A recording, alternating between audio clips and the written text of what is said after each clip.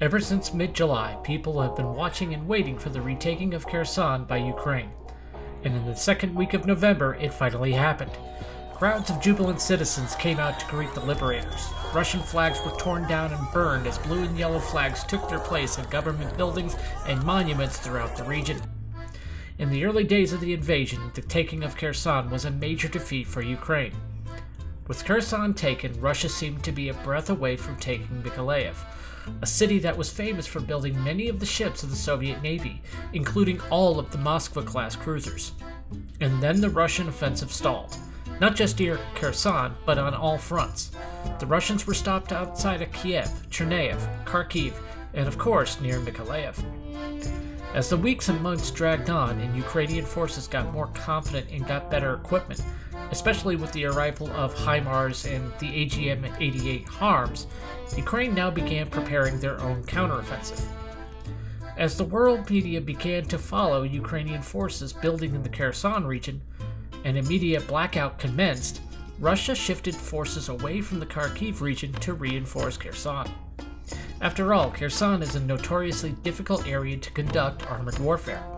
It is predominantly farm fields. The terrain is very flat with little to help hide your advance.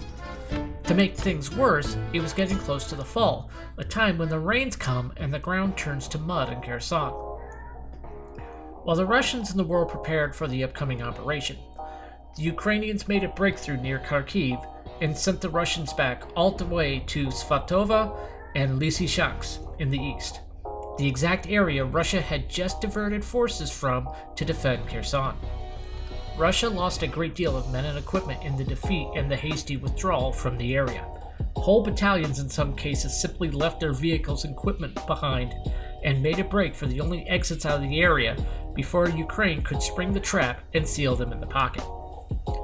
But after the counteroffensives in the east was over, and Russia attempted their illegal annexation of the four provinces of Kherson, Zaporizhia, Donetsk, and Luhansk, a new small breakout was made in the Kherson region on the western banks of the Dnipro River. The new location allowed Ukrainian artillery to begin to batter the main bridges that supply Kherson, the Antonivsky Bridge and the bridge over the Novokakhovka Reservoir Dam. This, coupled with the bombing of the Kerch Bridge in Crimea, put a stranglehold on the Russian supply lines in Kherson. With the bridges and supply line... What? The bridges? What the hell's a bridge? With the bridges and supply lines being targeted daily, it was only a matter of time before the Russian forces could no longer sustain the fight in Kherson. On the 10th of November, Ukrainian forces finally entered Kherson to a hero's welcome. Now that Kherson has been liberated, what would be the next steps for a Ukrainian army trying to liberate their land? Well, for starters, they must find a way to create a bridgehead in order to secure a site for their own engineers to build a way across the Dnipro to continue the assault. Trying to cross and create your own bridges is one of the most challenging operations for an army to conduct during offensive operations. For starters, once the suitable site is known, a force must venture across in order to create space for the engineers to build. This is merely to keep direct fire from troops and tanks from being able to target them.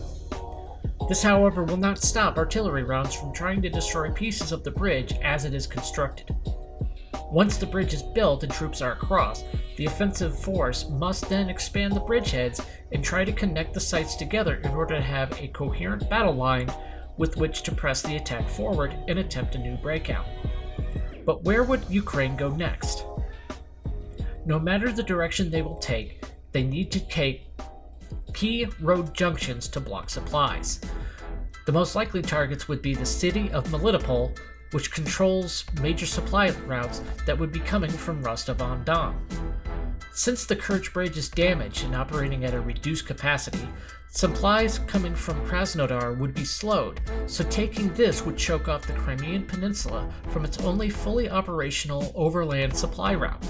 It would also break the Russian front into two different fronts and would complicate communication and supply, something the Russians have had difficulty in keeping unhindered during the entire campaign. This would also allow Ukraine to divide and conquer. By separating their forces, the Russian Federation will not have a unified defensive line. From there, Ukraine could move to retake Crimea or retake the terrain in Zaporizhia they have lost in the current war. Thank you for watching. Special thanks goes out to all our Patreons, including our 2 newest sergeants, Jester Tiger and the Gaming Fox, for all of your support. We are trying hard to continue to put out great content for you, the viewer.